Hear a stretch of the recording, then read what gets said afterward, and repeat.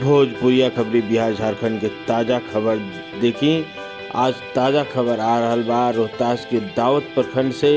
जहां संविदा कर्मचारी कइले हाथ पे पट्टी बांधकर आपन काम जतैले सरकार से आपन विरोध मांग उनकर अस्थायीकरण, अस्थायी वेतन, समय से वेतन भुगतान के लेकर के रहे, जोना के लेकर के आज पूरे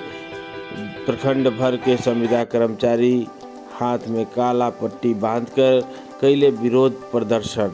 जोना में कार्यपालक सहायक, आवास सहायक एवं अन्य जितना भी संविदा कर्मचारी रहन वह काला पट्टी बांध के कइलन विरोध।